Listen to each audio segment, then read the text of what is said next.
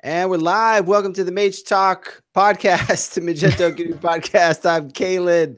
I'm Philip.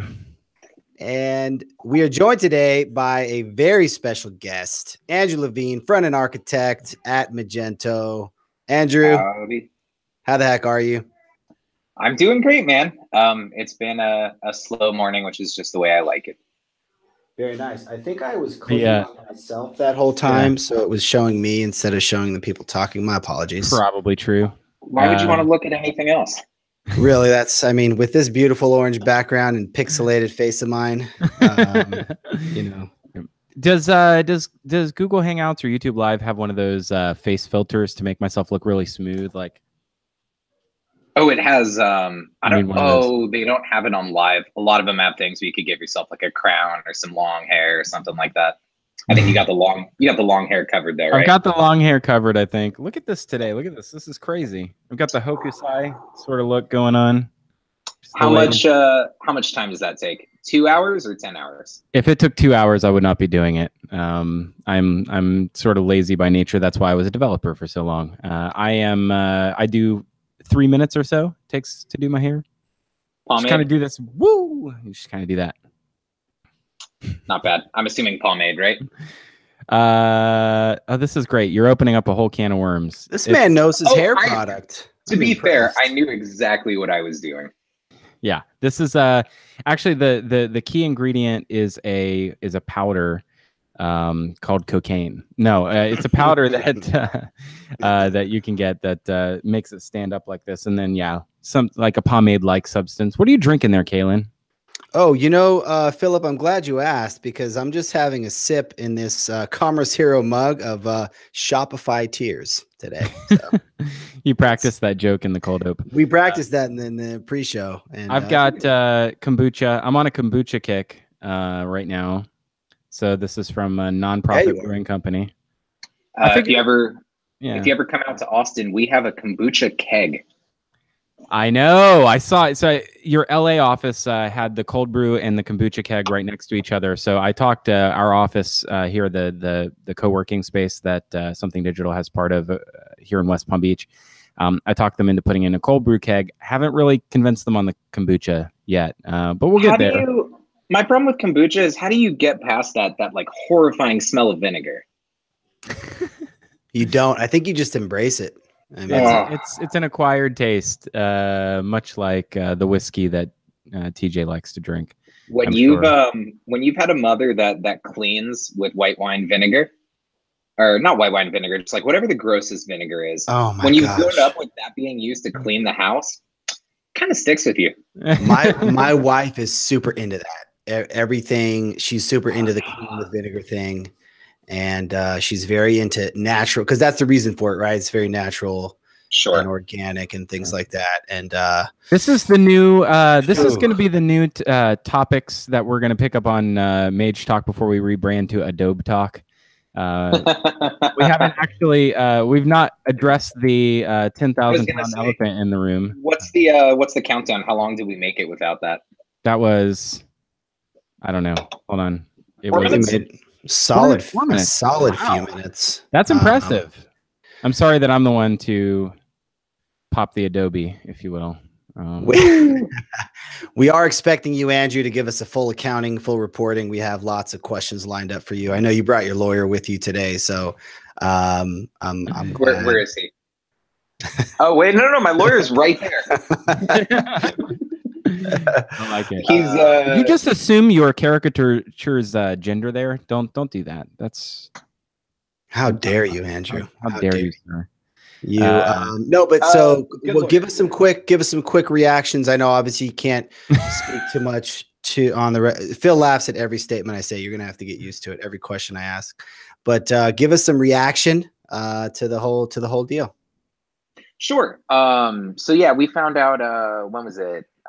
Was it Monday? My brain is all over the place right now. So for context, I've been going through like a house move right now and going to Europe on Friday and like preparing for like the Nomad Mage Talk last night and writing slides for Netherlands. With all of that, like that was one thing on top of everything that I was like, oh, I gotta do some reading.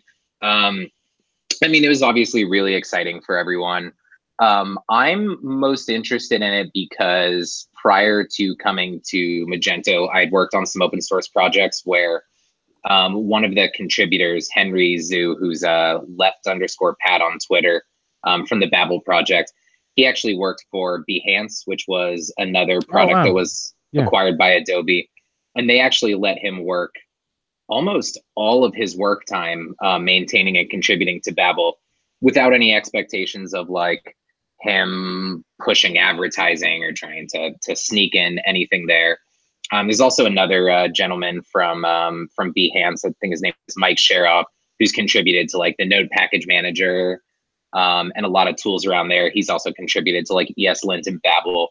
So like my first impression of it was like, I'm glad that it's a company that I've already seen directly has a history of contributing to open source. There's also a really fun history about a version of JavaScript called ES4, which never came to be. And Adobe was actually like the driving force behind a good part of that. It eventually got blocked by Microsoft and never came to be. But Adobe had actually gone all out and said like, you know, we want to make sure that we move forward with standards in the JavaScript community. And they were actually the first to write a full-fledged ES4 JavaScript engine called Xamarin. And they actually contributed that to the Mozilla Foundation as free open source software.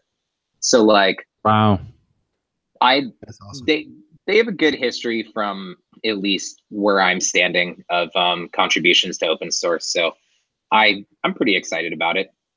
That's awesome. You know, what's interesting is they did that. So I'm familiar with Behance. I didn't realize that was a product that was like acquired or brought into the Adobe fold. I just thought that was, you know, something that Adobe had come up with. That actually might be a good precedent for, you know, keeping the Magento name or brand around Totally. after. I mean, Behance it's sort of like Dribble, right? In that it's like sort of self-promotion, you know, sort of designery. That's interesting.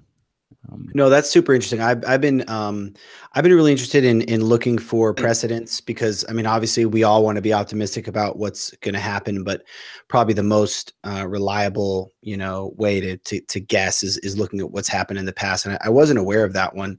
I had found some info on like PhoneGap, which they pretty much donated to Apache as Cordova, which is super cool as well. So that's awesome, man. Kyle Ban Savage in the room. This guy doesn't work. He just hey, don't discourage people from coming in the chat room. Yeah. Hey, I'm just doing what you do. I'm just going to start reading names now. Joseph Leedy, what's up, man? How's it going? Joseph. Joseph says he's just looking forward to seeing you at Meet Magento Netherlands. Yes. Is it one of my Dutch friends? This is Joseph. He's part of the Magento meetup here in South Florida. He's a Florida guy. He's a Florida man. Okay, very close. That's exciting too. Netherlands. I love the Netherlands so much.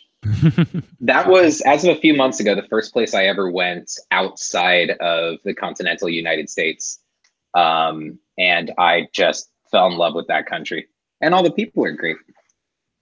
So you were at Reacticon then? Is what I'm assuming. Yeah. Yep. Yissi is responsible for getting me outside of the country for the first time. That's fantastic. So did we do a proper intro for who you are and sort of what your role is at Magento? Did we talk about that? I feel it's all blending together because yesterday you were on Nomad and I feel like you might have covered some of that. What more do I need to say besides the smell of vinegar haunts me in my dreams? Yeah, so I'm Andrew Levine. I'm a front-end architect at Magento. I'm based at our Austin, Texas engineering. Well, I guess it's not just an engineering office. We have all kinds of employees here focused on different things. But I came to Magento, I'm not even going to do the math, in July of 2017. And I came in specifically to focus on the just to be announced progressive web app effort at the time. Prior to joining Magento, I worked at a few different companies doing front end work. Immediately prior to coming to Magento, my primary focus at my last job was on improving performance, as we had a really big product that had kind of grown up organically over time. And like any sort of product like that over time, it might start to not be the fastest thing in the world. And when you start onboarding people, or when you start onboarding clients that are maybe from areas that don't have the fastest internet speeds, or like the top of the line devices, those start to become problematic to your bottom line. So I spent a lot of time focusing on performance there and how to track and improve that. And then I came over to Magento to basically do the same thing.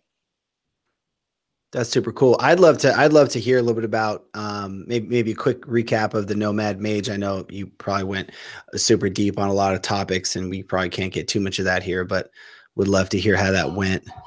Yeah, it was fun because like I was stressing out like any talk up into it, and I was like, I went through like 3 or 4 practice runs, and I was like, oh, I really hope I can hit 45 minutes. And then like we ended up hitting the full 90, and I was like, oh, wow, that was surprising. I expected to be talking so fast that no one would understand anything and I'd be done in 10 minutes.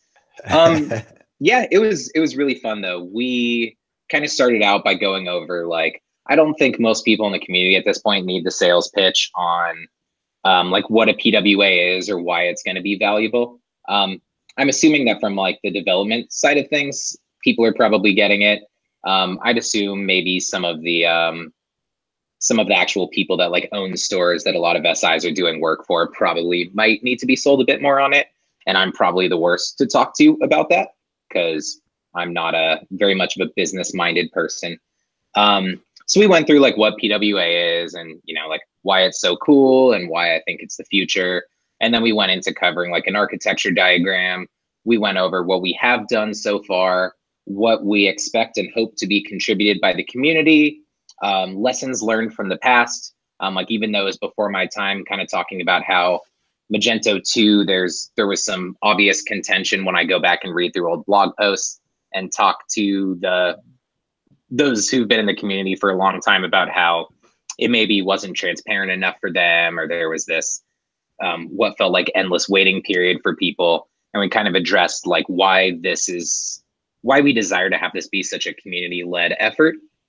And then from there, we talked about the individual pieces, like the 3 pillars, or the 3 libraries and repositories that make up PWA Studio. And then from there, we attempted to do a live demo that only had one small snag, which was pretty exciting. It was a really good. Wow, that's a fantastic overview. That was an excellent overview. That was very thorough. Yes. That's it reminds me, there was this video of LeBron James, not like maybe a week ago or 2 weeks ago, and one of the reporters like post game asked him, he's like, "What happened with that 11-point streak that you guys gave up at the top of the 4th quarter?" And he gives the most perfect play-by-play. Yeah. It's like it is as detailed as you can get, and it's just he's like, and that's what happened. Was it so it was more detailed than the typical sports stuff of like, hey, why do you think you lost? And it's like, well, they played better and we didn't play as good. Yeah, what are you gonna do next time? We're gonna play better and hopefully they play worse. Yeah, exactly. it was like so we came out and we set up a package for this top of the key, and it was just really detailed. I know nothing about basketball. I was going to say, it's funny. I'm not like, I like playing sports and I'll watch them when they're on, but I typically don't follow them. But I remember, I think it was, it might've been like his final high school game for LeBron. My dad had brought me to it. And I think it was like a game hosted at UCLA or something like that when I still lived in California. And he's like, this is going to be the next Michael Jackson. Like, you have to come see this. And he played horribly. And I was like, I didn't understand because I didn't follow sports, and I was like, I don't know what you're talking about. This guy's not going anywhere. As you see like the row of people looking to recruit him. That's so funny. Anyway, so yeah, that was a great recap. The thing that I think piqued my interest the most is you talked a little bit about how sort of the thoughtful approach of the way that you've selected sort of the way that CSS is going to be architected in PWA Studio going forward, or, you know, and sort of how unopinionated Magento has to be now in this new ecosystem. If you rewind 5 years ago to the way that things were, like technologies were chosen for Magento 2, and sort of the dissatisfaction of, you know, part of the community or the elation of another part of the community. We don't have to get locked into a particular style of delivering CSS now. We don't have to get locked into a particular method of like JavaScript precompilation. Like it's really, really open to, you know, the particular style of delivery that a merchant or an SI might want to adopt. Could you elaborate on that maybe a little bit? Yeah, there's been like I stay up at night worrying about like, am I going to be locked into X, or like obviously like is the community going to be locked into X, because obviously y'all are the ones that are maintaining these things, obviously more so than me, because you're actually dealing with real stores deployed on a day-to-day basis. But like historically for me, a lot of my jobs have been, I've built greenfield things before, but something that's always been really, really fun for me is to go back into a lot of older stacks, maybe where there's a lot of technical debt, and actually like try to bring some new life to them, whether it's through like performance or usability and stuff like that.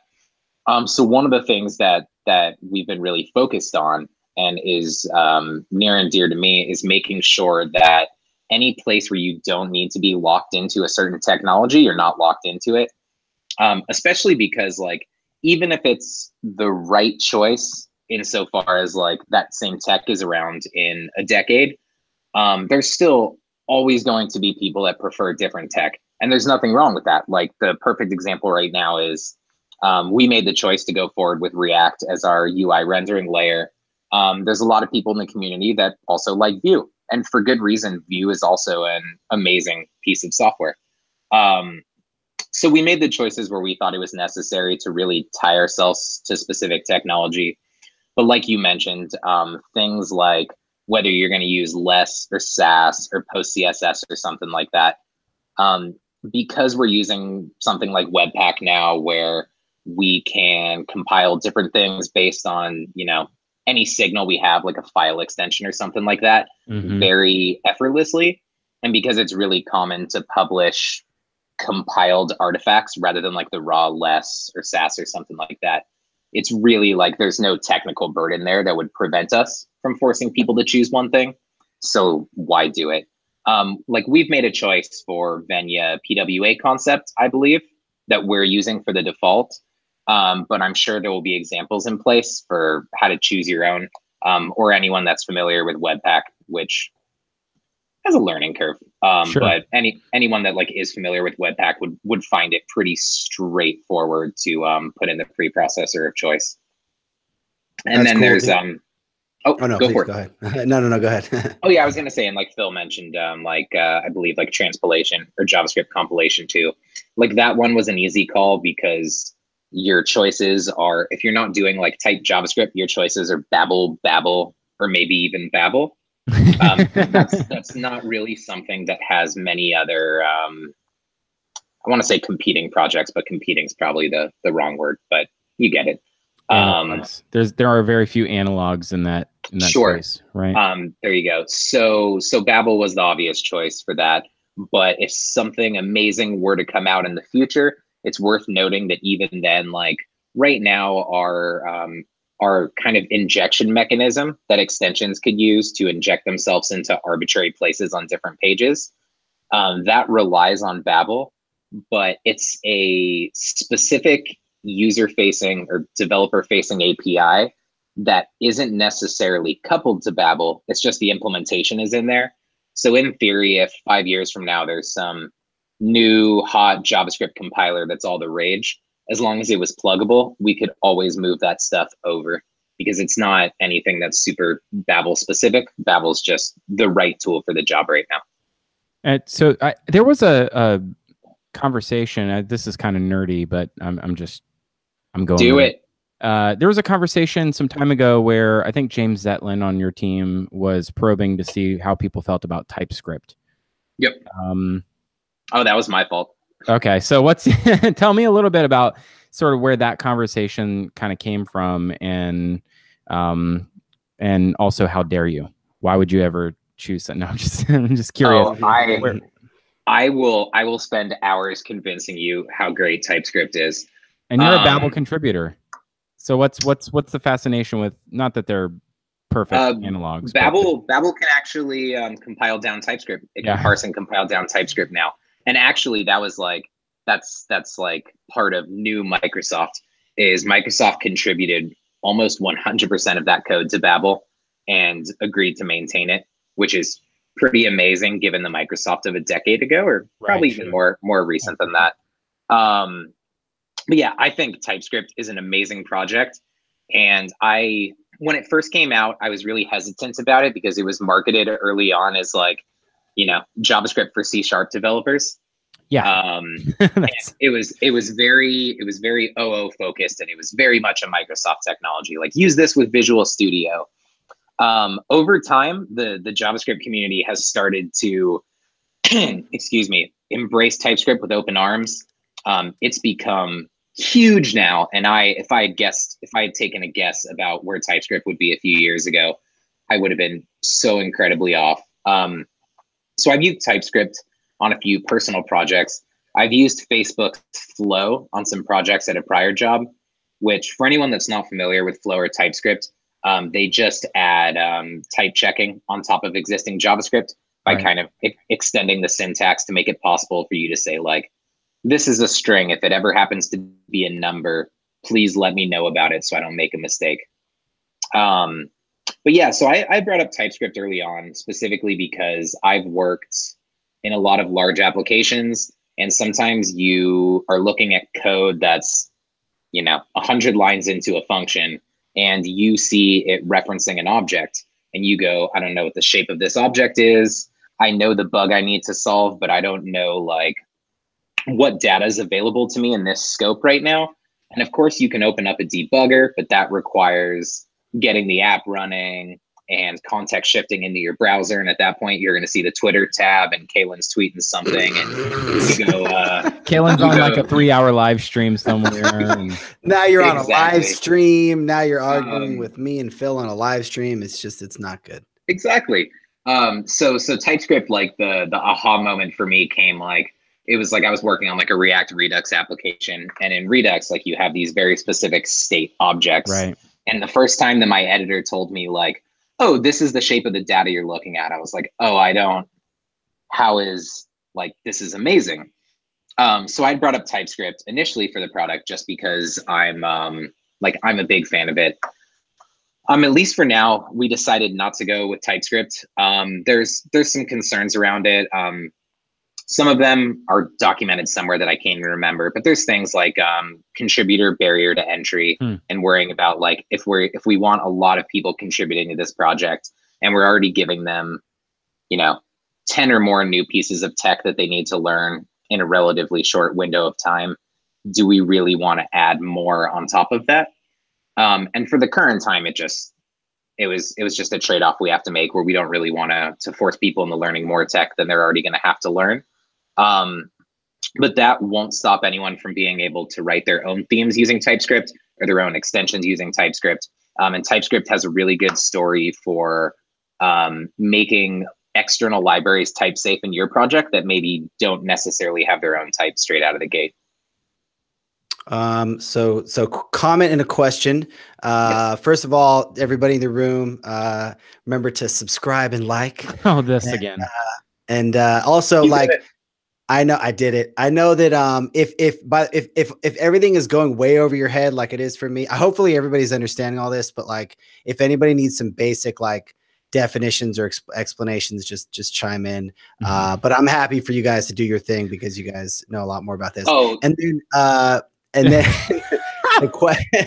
then the question is, and like you talked about like barrier to entry to new contributors and kind of the time frame around things landing. Like I think you said you talked about this a little bit on Nomad Maze last night, but what kind of time frame are you envisioning before this stuff is going to start to be deployed in the wild? For sure. So real quick, to address what you had kind of mentioned about, for anyone who doesn't know what's going on with those sorts of things, it's worth calling out. Never feel, you know, remotely inadequate about not knowing what someone's talking about, because this field is enormous. And if you start talking to me about PHP, I'm going to sound like I have absolutely no idea what I'm talking about.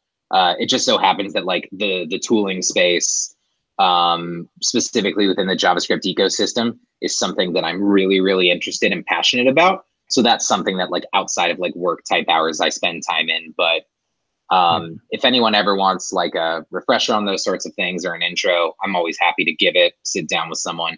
But there's no reason to ever feel bad about not knowing those things, because there's just too many things to learn. And Andrew is as passionate about this stuff as you are about jQuery, Kalen. So absolutely. I don't know if that's entirely possible, the level of passion that I have, but it even John Resnick is like, you should chill out with the jQuery love a little bit. I don't know. There was a jQuery joke, everybody. You like that? Not bad. By the way, on the React train now. No, I know he is. I know he is. Nice. He also is really into Japanese, like ancient Japanese prints and stuff. So nice. he's kind of hit and miss. As the maintainer of a prolific, dare I say prolific, React-based progressive web app, magename.me. Is that a React app? Yeah, it is. Yeah, it's actually a Create React app, but it's. I never opens up the dev tools on it. It's also, by the way, this is it's plain Jane CRA. But what's really interesting about this is it's serverless, which I wrote a really cool blog on, and then my serverless blog went down. So I was like, I don't. Yes. Kalen, you had a second question though that I didn't address on like timeframes and things like that. So I'm a developer. I'm to avoid answering those kinds of questions at all costs, right? So I'll say that we have some people, and I'm not revealing any secrets because these are, discussions we've had in the open.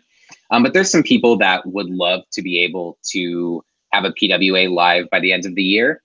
And there's different paths you could take to getting things live. I know what some people have talked about is recognizing that as an early adopter, if you're starting on something that maybe isn't considered 100% feature complete, that you can still launch with those kind of things. You just have to recognize that A, there'll be growing pains, and B, that sometimes you'll have to backtrack later when we've made more enhancements to things or we've introduced new things.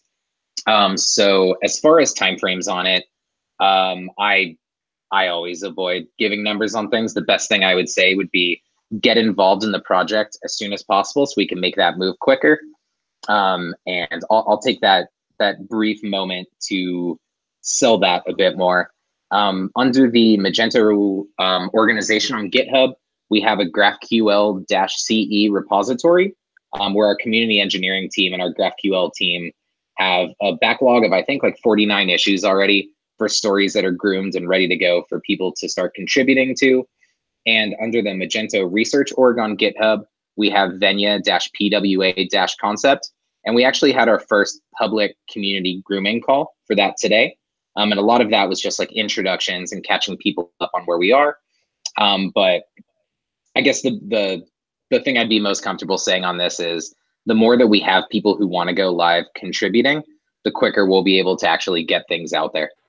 Nice work. I feel like you got some training on some media training. Get a question about a deadline, turn it into a call to action. I think it's the guy has a little bit of practice. He did that last night quite a bit too. I was gonna say, I think that's more like when you've worked in tech support before, you get really good at figuring out like what to say and what not to say, right? Right. That well, you guys. I have to walk out of this room afterwards and, show my face to everyone. And if I walk out and I've been like, in 3 days, I'm probably not going to be invited to happy hour tonight. I do want to give a little plug because there were two things I wasn't aware of, which is one, the GraphQL functionality will live or will be available in some form in 2.3. And that's an important piece to be sort of native, but the actual adoption of like the reference theme in Venya and all that, or Venya, or I don't know, whatever you call it, that the reference theme, that's sort of the work in progress, is going to live under Magento research for now, in that it can evolve and grow without needing to adhere to the Magento release cycle. Yeah. Yeah. As far as like, even if it did eventually move into the main Magento organization, not the repository, like there's some precedent here with like Facebook as an example. New open source projects that haven't been proven in the real world yet will live under the Facebook incubator org. And once they feel that this is like a real production ready thing that a lot of people are using, it'll move over to the official Facebook org. It's not crazy to think that that will happen with us as well. But I think as far as James and I are concerned, the PWA studio itself will probably never live in the core Magento repo. We want to be able to iterate and push things like we talked about on Nomad last night as quick as possible. And I believe even the core teams themselves are working on some strategies for changing up how releases work. But I won't speculate on that because I'm just heads down in PWA land. But yeah, we want to be able to release frequently. Like if we get a bug fix and we merge it in and test pass, it would be nice to be able to cut a new version to NPM or Composer, depending on what package it is, as quick as possible. The other thing is too, that kind of levels the playing field for the other headless solutions too. Clearly, like we're working on PWA Studio, but I know there's other groups that already have headless sites live, or they've been working on headless for a long time and are preparing to go live. And by us working outside of the sort of core, we can guarantee that like by dogfooding these things, just as if, you know, without any additional capabilities that others wouldn't have, we can make sure that we're building a good foundation for any headless site that's going to be running on Magento. And shout out to Jamie Maria, who is helping lead the charge on one of those other commercial, you know, PWA type efforts. Who actually happens to be she's watching right now. Hi, dun, Jamie dun, Maria. dun. Yeah, we've got. I'm excited about how much excitement there is in the community right now. There's certainly Deity. There is Front Commerce. There is Vue Storefront. And I really, really, really hope I'm not forgetting anyone. Oh, and I know Shane Osborne over at JH has also been working on some really cool stuff around that. Well, let's not forget about the very popular jQuery storefront. It's an exciting. I'm kidding, you guys. Relax. We could make it fast. You can make it faster. You can make it good. What if we build like Rails like turbo links for PHP and then make the jQuery storefront on that? That'd be pretty cool. Kaylin, I want you to explain why all of that was funny. I don't actually know. Rails turbo links sounds vaguely familiar.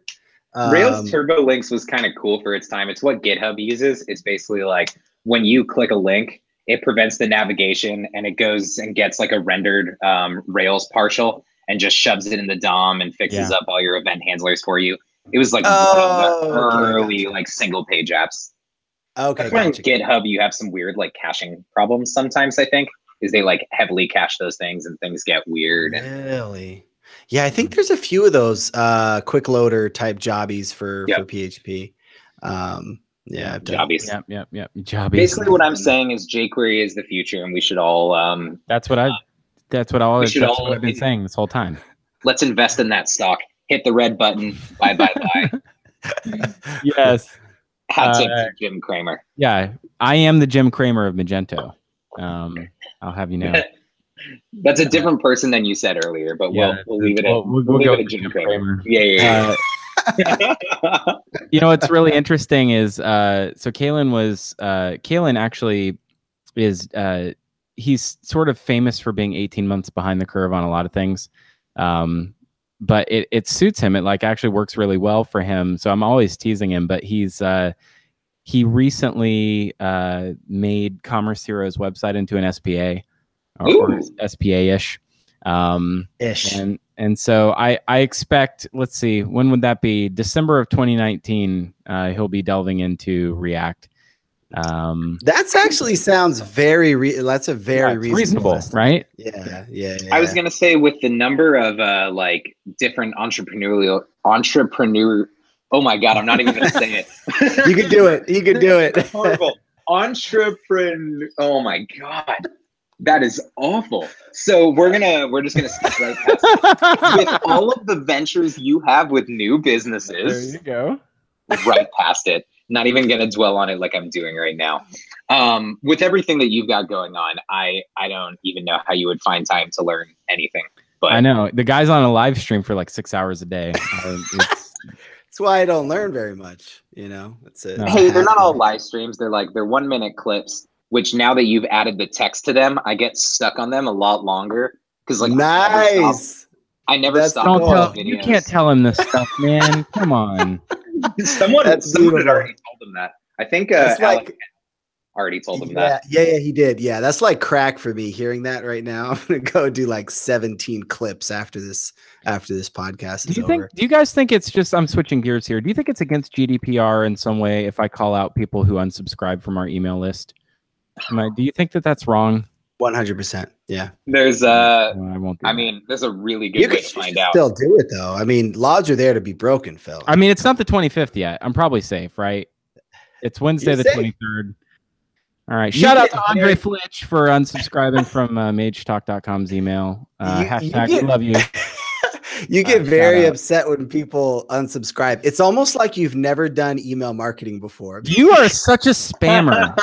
I'm sorry that I haven't seared my conscience with having spammed people for 10 years.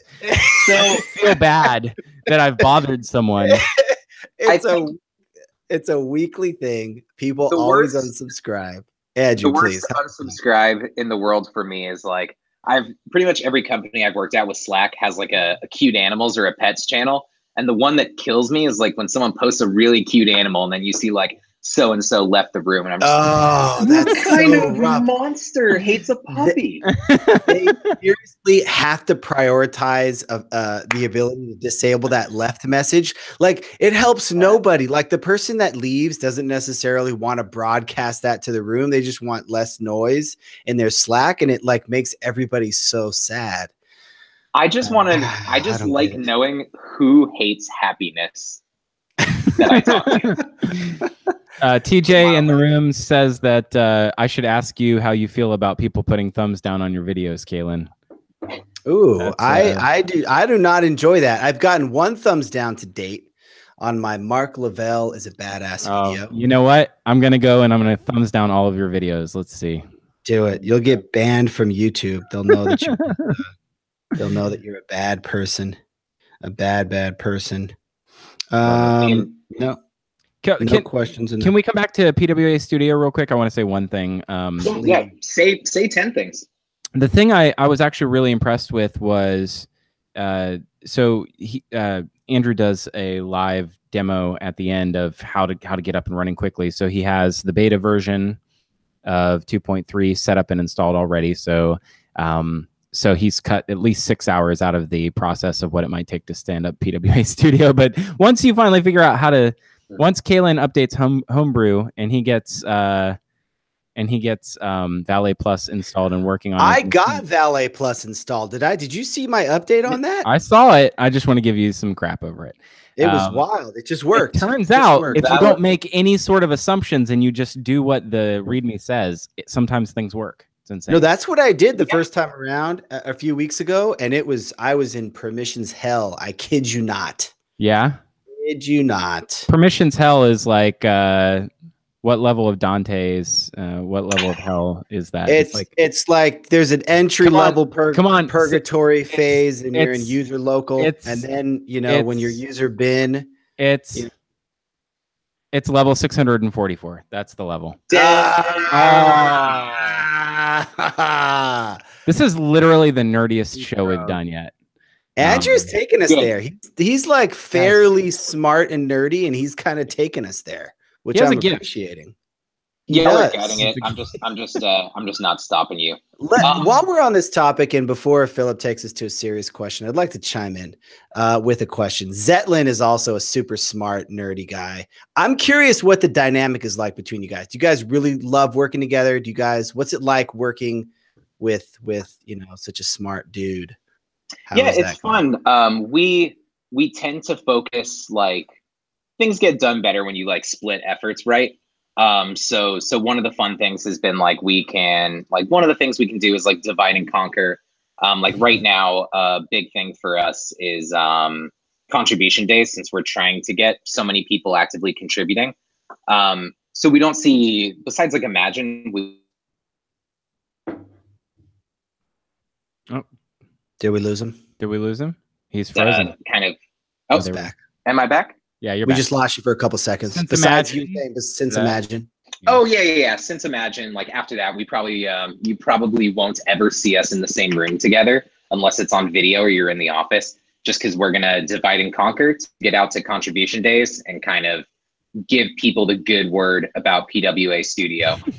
But yeah, when we're in the office, we kind of split things up and take turns. Like you get to sit in meetings and I'll actually write some code, or I'll write some code and you'll sit in meetings. And then we've got a great team in general. Like I want to make sure to acknowledge them too, because they're doing more of the work than anyone. We have Somya, who's our UX designer, who's just completely dug into anything and everything PWA and soaking up every resource she possibly can. And she made some really beautiful designs for us for our Venya theme. And I'm excited to show the level of detail she has for contributors as far as interactions when you're contributing, like very detailed specs of like, if a user were to take this action, this is exactly how this should work.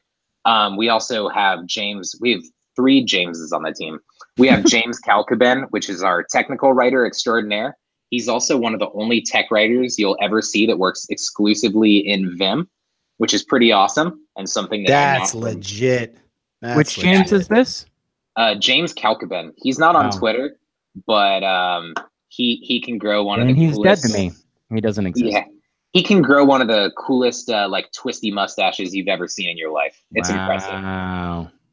So James is our amazing technical writer, and we kind of have a rule where we don't merge like new features without him writing docs for us or reviewing docs and telling us how wrong we are in the nicest way possible, because that's just the kind of guy he is. And then we've got Jimmy Sanford on the team too, which is our senior front-end developer based out of Arizona. He probably ships out more code than anyone. We make sure to let him do his thing and keep him out of meetings because, you know, not everyone can go in meetings, right? And Jimmy is actually a quick plug. Jimmy is going to be live in person with us next Thursday at the Magenta South Florida meetup. And he'll be showing off a little bit of the work in progress of PWA Studio there as well. Yep. So if you're in South Florida, I see some Florida folks in the chat. Emily Pepperman. Emily, if you're coming, you'll get to meet Jimmy. I think that I don't think that Joseph Leedy will be in town. I think he's going to be at Netherlands. Woohoo! But yeah, so he'll be there, and I'm excited to meet some other members of the PWA team. Yeah, we've also got the final one that I didn't get a chance to mention is Eric Irway, which is our senior product manager extraordinaire. He used to be on the UX team and migrated over, but the guy is like, not only does the guy have a relevant story for everything in tech history, but he's also just a super intelligent guy, and he's basically having the herd cats because we're a bunch of, you know, developers or UX people or tech writers, and he keeps us all in order and keeps us organized, and it's all kinds of appreciated. But yeah, he's got a story for everything. If you're curious about how the AOL Instant Messenger typing notification came to be, he was part of that story. No way. Yeah, he worked at AOL for years and he worked at Dell for a while, and literally bring up any piece of tech and he'll be like, oh, I did like XYZ. Wow. So the cool. thing that I hate that people know whether I'm paying attention or not, he was responsible for that. It's good to know. That is good to know. Yeah, we were talking about how we all turn it off right away when given the option. Yeah, nowadays, there was the it's in Slack. You get the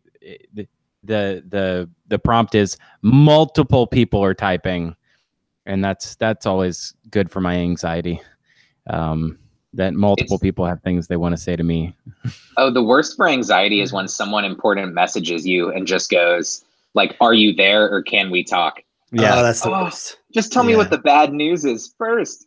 Yeah, I think I saw on Twitter recently somebody said, like, as a general best practice, don't tell people I need to talk, like, you know, like give them, you know, a quick overview or something like that, because I think that creates anxiety for everybody. I have the same sort of, it's my pet peeve. I saw this. You ever watch comedians in cars getting coffee? Yep. And so there was this great episode with Sarah Silverman where she, in the way that only she can, she finds opportunities to tell people, to educate people. And so the way she does it, she's like, I'm going to change your life. Are you ready? I'm going to change your life. And I feel like that's how I am, is like, for her, it's like, you have the worst handshake ever and you really need to work on that. And for me, it's more like, I'm going to change your life. I need you to stop saying hello to me and then giving a line break after the end of that. Just tell me what you need. That's what I need you to do. Right? Don't ask me if you can ask a question. Just ask it. On that note, like leaving the country for the first time and going to the Netherlands, someone politely told me like, hey, I find it weird that in America, when you walk by like Americans walk by you and ask like, how are you doing? Yeah. Because if we do that, we want to stand there and talk about how we're doing. And you just sort of walk by and don't really expect an answer. Yes, this is Carmen Bremen and I'm the worst. Who's Neopets? Neopets is that Carmen? Should I start listing out every Dutch Gento related person I know? These are Claudia. It was Claudia. So the two of them were passing me in the hallway at Imagine, and they had asked me. They stopped. They're like, "Help us out here. When someone says, 'How are you?' what do I say?" And I said, "You lie to them, and you never tell them how you actually are. You just say, 'Good. How are you?'" Good. Yes, but they said, "And what do you say if you don't want to lie?" And I said, "You just go, but you just look back up at them and you go, 'What's up?' Like that." Yeah, for sure.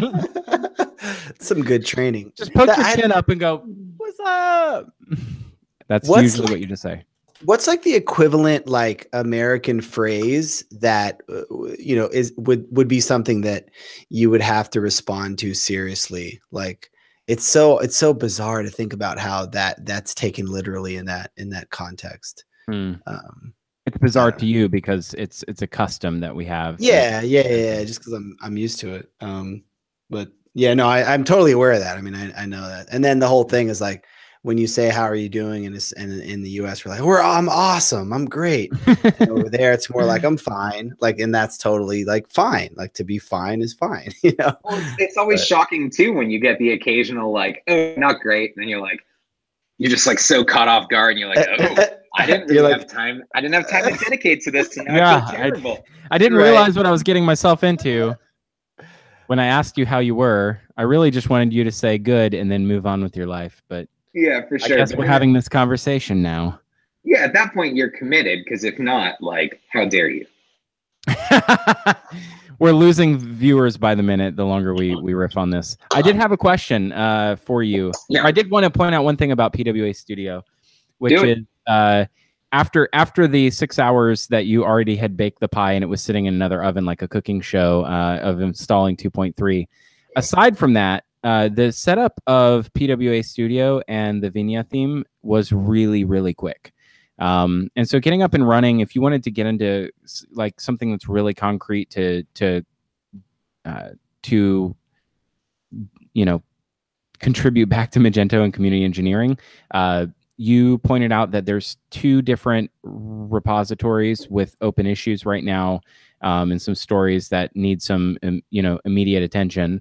Getting it up and running seems super simple. I'm actually going to dedicate a little time this week to trying to do that myself.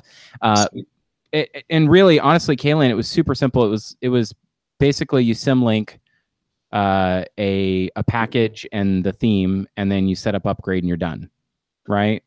Yeah, and the symlink will actually go away too. That's just going to be Composer installs. Right. It's just because we're a bunch of front end devs that as soon as you talk about Composer, we just look like a deer in the headlights. But Christoph Fuman had pointed out to us like, oh, this would be a lot easier if these were just Composer packages, and I was like, huh, that would make sense. So wisdom from those that know better than us.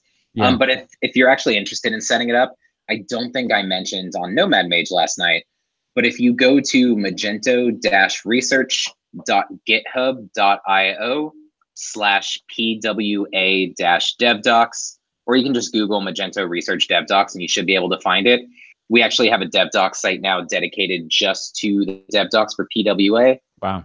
Mr. James Kalkaben has done just a fantastic job on getting that all together. And it's, like he yet has not been involved in the PWA development. He has a background as a developer, so I'll pull him in eventually. But he, having not worked on the studio directly himself, it was some really good dog fooding to kind of give him our terribly written bullet point instructions and have him try to set it up and find the failures. And it was a good way for us to get some decent docs in place. And I know Christoph did a meetup recently in, I believe it's New Zealand. And I think everyone by the end of it had it set up. So yeah, it shouldn't hopefully take more than a few minutes. And there's more we can do to make that even faster of an experience. We've paused on it a bit right now, though, to focus more on like enabling the community and making our own contributions to the theme. But I'm sure we're going to be circling back and working more on tools, because while the primary effort of the project has been, let's bring PWAs to Magento and make them accessible for someone without them having to read and author a book on how PWAs are built and how they work and how to eke out every bit of performance. Some of the side goals have been like lowering the cost of development and creating the opportunities for like more transferable skills. Like you should be able to hire a developer familiar with common front end and bring them in. And on the same token, if you learn about Magento front ends, you should be able to transfer those skills back out if you're not always doing stuff that's purely in the Magento ecosystem. And a lot of tooling around that to help with abstracting away common things will certainly help. What do if I could jump in, I think Philip, you had kind of floated the idea of I think it was you, the idea of like a marketplace where maybe you can just pull down React components and things like that, in the way that we think of a marketplace where you pull down a full extension. Andrew, any thoughts on how that kind of a concept might work? Yeah, you actually just described my first my first goals for like the extension model in PWA Studio. So like I should provide context here for anyone that's listening now or in the future, that almost everyone that's watching this probably knows way more about everything Magento than I do. Like I have a good amount of experience in front end, but it's all of y'all that have really helped get me up to speed on Magento. Like people I've talked to at conferences, people I've talked to on the community engineering Slack, Twitter, et cetera, et cetera. So without fully understanding Magento's extensibility model, my first idea was, that's what Marketplace is. It's these specific components that know how to work with like the shapes of data that we have flowing around in PWA Studio. And we set up some guidelines around them, and that when you buy them or when you download them and install them, you can import it just like any other normal React component that was like from NPM or in your project. There were some concerns around that. I know for extension developers, there is value in being able to have someone, at least locally, like one click and have it magically show up in their store. To me, it's a trade-off, because not coming from a background where I've focused this heavily on extensibility, one of my favorite qualities in an application is that if I look at the code, it's going to be incredibly predictable. So one thing I've always really liked about React is that when you look at your component markup, you know exactly what's going to be rendered. There's nothing kind of coming from the outside and changing that. Having said that, that's clearly worked well for Magento. So a lot of what I've been doing is trying to find this middle ground where we can still give the valuable parts of that, but not sacrifice by the debuggability by like introducing places where people could really be surprised. So the extension model that we started working on kind of was what I think is this middle ground, where you're basically identifying the locations where extensions could be able to inject, and we would have conventions around what those are. Kind of like there's conventions around like container block names today. But basically you would be able to clearly signal like, this is a place where surprises could happen. And when you're in your browsers, like developer tools, there would be this clear boundary in there that says like, this is a Magento extension. It was injected from this file path using an extension by this name. But one of the aspirations or one of the goals I have for extensions are kind of like a choose your own adventure type thing, where if you're someone that wants one-click install, you should be able to do that. But I'd also like a world where extension developers export out the actual components that are being used within that auto injection. That way, if you're sort of an advanced user and you want to be able to look at your code and see exactly what's going to be rendered out in the browser, you should be able to import that extension's components and use them. I think that kind of provides a best of both worlds thing. It's still super early on that stuff. And for anyone that's listening that is, you know, involved in extensions or is from the extension developer network or anything like that, I'd love to hear feedback around that. I'd also love to hear feedback from the community too about how often you are actually installing. Whoop. He'll probably come back in a second. There we go. Hey, office internet. Last thing you heard. An extension market, like you said something about installing something from the extension developer network, someone who has experience there and installing something.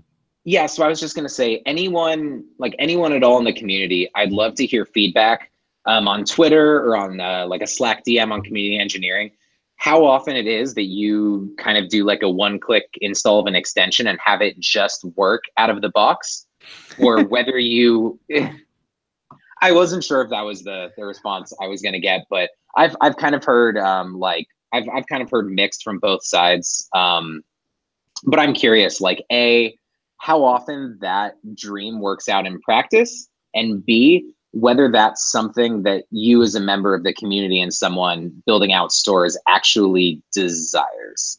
Is this one-click thing versus like, I have a few steps and I'm ready to go. Like, I want to figure out, like, make sure we're solving for the right things. Like, it's always great to make sure that the things that you're bringing in from, you know, other projects like the current front end, I want to make sure that the things we bring in are being brought in because they provide value and not just because we saw it there and thought we have to port these things feature by feature.